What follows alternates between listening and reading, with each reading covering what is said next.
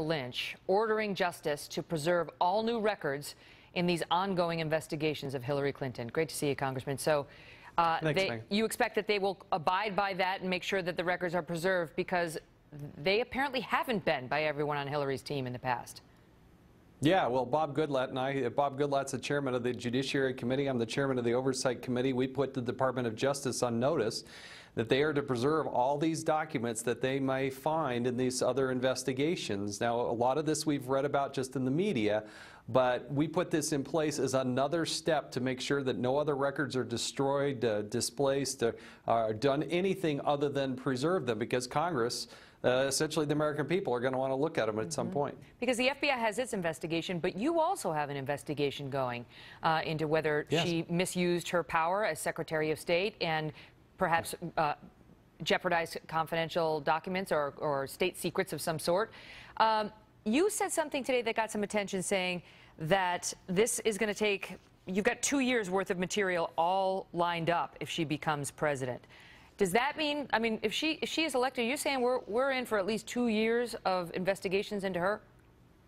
Well, look, no matter if she's elected or defeated, the Congress has a job to do, and that is to clean up the mess that Hillary Clinton made at the State Department.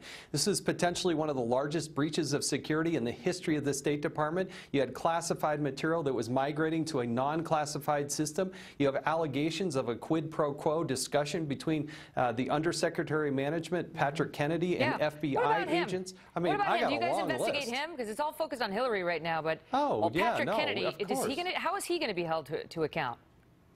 Look, we're going to expose this. We're going to shine light on it. That's what we do in the United States of America. We're different than the rest of the world.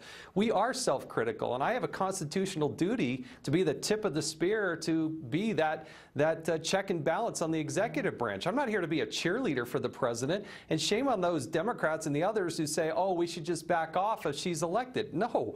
No matter what happens in this election, we're going to work to hold her accountable. She's the one that created this mess. What about, I have to ask you about the fact that you say you're voting for Donald Trump. You said just earlier last month, October 8th, the day of the Access Hollywood tape breaking, I'm out. I can no longer endorse Donald Trump for president. And you talked about your 15-year-old daughter, saying you can't look her in the eye and tell her that you endorse this man when he acts like this.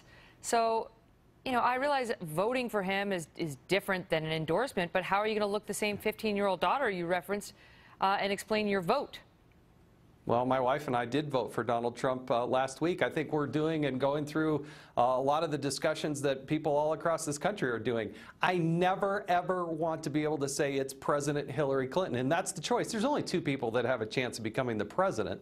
And if you don't vote for Donald Trump, you're essentially creating a window and an opportunity for Hillary Clinton to become the president. So it's tough. We are never going to support or endorse or condone any sort of action or verbs or words or anything about sexual harassment or belittling women.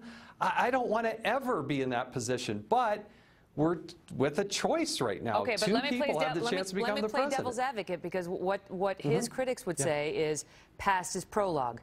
And if he gets into the office, the most powerful office in the land, and does any of this stuff to any young women, that's on you if you voted for him. That's their argument.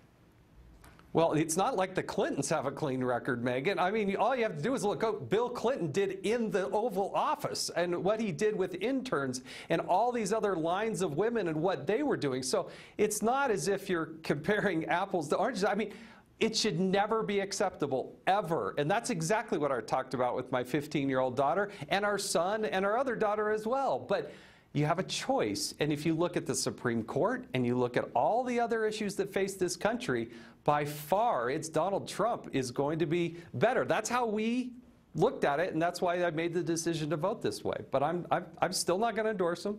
I still can't defend those comments. But we all have to make a choice, and that's a choice that my wife and I made. Congressman Jason Chaffetz, great to see you. Thank you.